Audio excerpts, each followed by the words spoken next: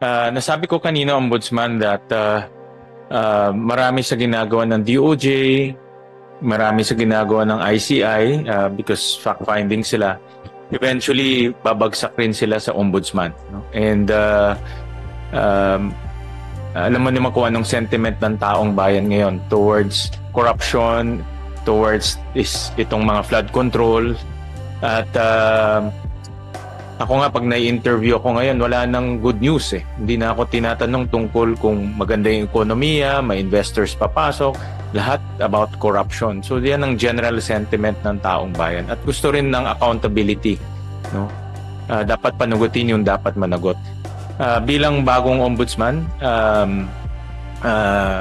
ano ba yung mga plano natin to address itong mga flood control issues? Especially pagpapasok na ito sa ombudsman, ano pa ang ating strategy para panugutin at ikulong yung dapat makulong ng mga tiwaling opisyal? Mr. Chairman, ang opisina po ng ombudsman ngayon ay binabago po namin ang sistema sa paghawak ng kaso mula po sa filing, sa pagdala sa amin ng kaso hanggat ito'y mapunta namin, madala namin sa Sandigan Bayan o sa RTC.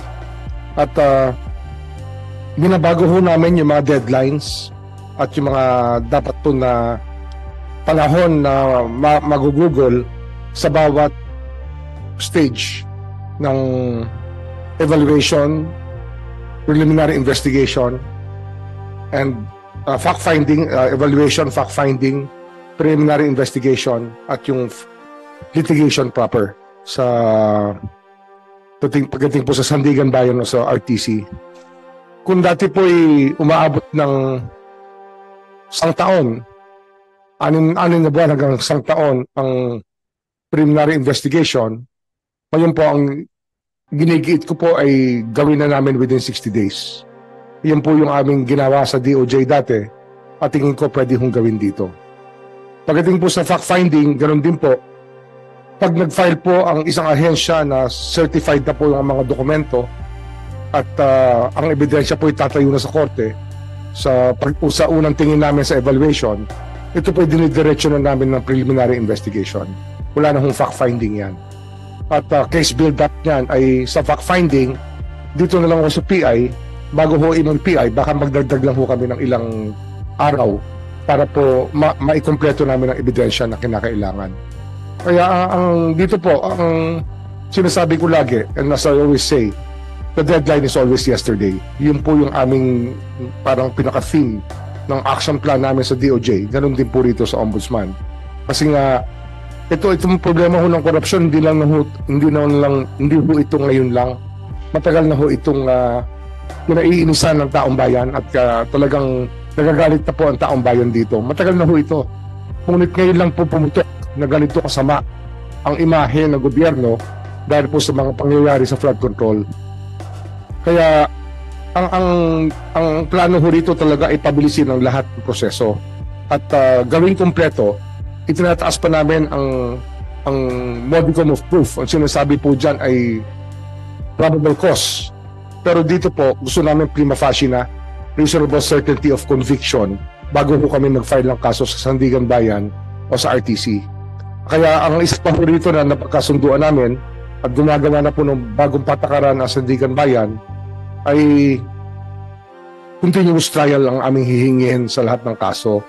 Basta't nakompleto ho namin ng ebidensya na i-file namin doon, ready to litigate po kami at ready ho kaming ipresenta ang ebidensya. Yun po yung pinakamahalaga. Matapos po namin mapresenta ang ebidensya kagad sa Sandigan Bayan.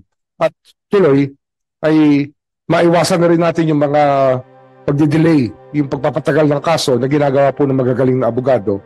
Ito po yung aming pinakikiusap sa judiciary. Kasi nga, ang laki na ho nang nawawala sa gobyerno natin sa tinatawag ng inordinate delay in the adjudication of cases. So yun po yun.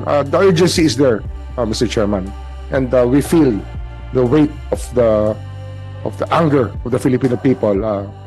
And they're looking to the office to be able to solve this crisis of gigantic proportions within the country. Totoo lang, Ombudsman Remulla, nung na-appoint ka sa Ombudsman, the attention ngayon ay nasa Ombudsman na. Kasi ang tingin namin, no, ako bilang isang citizen of our beloved country, na it's about time to start filing cases and prosecute. No? Kasi ilang buwan na rin natin pinag-uusapan to, ilang buwan na rin lumalabas dito sa Senado, nagka-hearing kami, and then sa ICI. To connect this to our budget hearing, I remember last time, during the budget hearing of your predecessor, ang sabi niya dito, actually ako nagtanong to, lumabas rin during the hearing, na it takes 2 to 3 years, between 2 to 3 years to file a case. No? Pag 2 to 3 years, wala na tayong pasensya na yan. Ako, wala na akong pasensya, to be honest about it. Lalo na with this flood control, hindi na yata ako makakaantay ng 2 to 3 years, no? Dahil kagaya ng sinabi niyo, gusto natin kahapon pa may na-file na case na, no? Kahapon mayroon na panagot. So base sa mga sinabi niyo, aabot pa ba tayo ng 2 to 3 years to see something significant na mangyayari from the Ombudsman? Hindi na po tayo aabot sa ganung kahaba. Ang kagandahan lang po ngayon, dahil nga sa naging krisis na to, mas iniisip natin kung gaano natin mapapabilis ang mga kaso. At katulad nga niyan, na-transmit na po sa DOJ yung kanilang final sa amin at na-deputize na po sila na ituloy na yung mga kaso sa RTC. Sapagkat ang mga testigo na nandito sa Senado na kanilang nakausap na, ang mga ebidensya na kinakailangan ay naroon na, ay hindi na po kinakailangan aralin pa ng Office of the Ombudsman para magtawag na naman ng testigo. Ito po, dire-diretso na po ito at ifa-file na po yan ng DOJ at the latest siguro niya Monday kasi kompleto na po yung kaso. Kompleto na po yan. Iyon po yung 5 gross projects na flood control projects. 5 ho yun na flood control projects. Tapos dito po ngayon sa aming opisina, talagang tuloy-tuloy pong pag-uusap namin dito na talagang bilisan ng proseso at dapat kompleto ang ebidensya. Hindi ho pwede na. Ano nga ho ito eh? Sabay-sabay po ang mga reforma na kinakailangan. Yung isa pong nabanggit ko na nung isang araw sa mga kausap ko, yung digitization. Kasi nga, hindi pa po moderno ang sistema ngayon sa aming opisina. Ito po yung aming minamadali rin po. At meron naman pong budget na nakalaan dyan. At kung nangangailangan po ay lalagay po namin yung mga savings ng aming ahensya para po maggamit at matapos kagad ang digitization process ng opisina po. Ombudsman, I know, in fairness to you, hindi mo ito budget, no? Because you came in very late na. In fact, nagawa na yung NEP, nasabit na yung budget dito sa Senado. So, wala ka talagang say, no? Or wala kang naging say dito sa budget. Meron ba kayong gustong ma-improve dito sa budget para matulungan namin kayo? Mapabilis pa itong ginagawa niyong investigation at pagfa-file ng cases. Ako kasi, on my own, I want to help the Ombudsman, no, to be effective. Dahil hindi naman kami mag-iimbestiga o hindi naman kami magfa-file ng case, kayo eh. Ang maitutulong namin sa inyo ay mabigyan kayo ng resources para mapabilis yung inyong trabaho. Dahil kung mapabilis yung inyong trabaho, panalo rin yan sa amin, no? At panalo rin sa ating bansa. Meron ba kayong nakikita dito sa budget? Aside from sinabi kanina ni Director Lim na for digitization and also for itong Ombudsman Assistance Centers, meron ba kayong nakikita anything that we can do in order to support your mission of mabilis na investigation and filing of cases? Marahil yung special provisions nung nabanggit ko sa inyo kanina, nung hindi pa ho tayo hindi pa ho nagaganap itong pandinig, yun po yung mga kailangan namin para mas streamline po yung operations ng opisina po. In terms of resources, meron ba kayong nakikita? Kung wala naman, pag hindi naman ngayon, you can just submit to us, no? Kung meron kayong naiisip. Ang chain of thought ko naman is, paano natin matutulungan ang ombudsman para maka-file kaagad. No? I understand that of course bago kayo you're organizing the office, but itong gravity kasi nung kaso, no, we're talking about kung kung titake natin into consideration yung na-discover ni Secretary Vince, 421 ghost projects. No, yung pa lang yung na-discover, hindi pa natin nakikita yung mga substandard, hindi pa natin nakikita yung mga sa iba pang mga projects like farm to market roads. So enormity, yung inlaki, no? At yung daming taong nasangkot ay kakailanganin talaga natin na maraming sabay-sabay na taong gumagalaw. And para mabilis yung trabaho. Kasi kung iisa-isahin natin, abutin talaga tayo ng matagal. No? So that's where I'm coming from. No? Kasi alam ko hindi nyo ginawa itong budget. And I want to, in my own way, in my own small way, no? I want to help the Ombudsman file the cases as fast as it can. No? Kung wala kayong naisip ngayon, you can just submit to us. But if you have, we can discuss it para matulungan namin kayo. Salamat. And then nasabi nyo kanina, Ombudsman, na after nito sa judiciary na. No? And I naniniwala ako na half the battle na sa judiciary. Dahil kahit na napakaganda yung kaso natin, kahit na nag-imbestiga kami dito sa Senado, marami kami nakikitang mga ebidensya, turn over namin sa inyo. Pero ang gera na sa judiciary. May ginagawa ba ang Ombudsman to coordinate with the judiciary and to also makasama natin sila dito sa laban against corruption? Meron po tayong open lines naman sa, of course, kausap na natin ng Sandigan Bayan, ang Presiding Justice ng Sandigan Bayan, tungkol po sa mga proseso na kinakailangan pabilisin. At ganoon din po yung aking hinihiling sa isang kaibigan natin sa Korte Suprema, si Senior Associate Justice Marvic Leonen, na baka kailangan po namin ng special courts para po sa RTC, yung draft court ho talaga ng RTC, para wala na hong ping-pong, wala na hong pasahan ng jurisdiction. Pagka meron ho tayong special court sa RTC, ay malamang po mas mabilis po ang pagdinig ng mga kaso.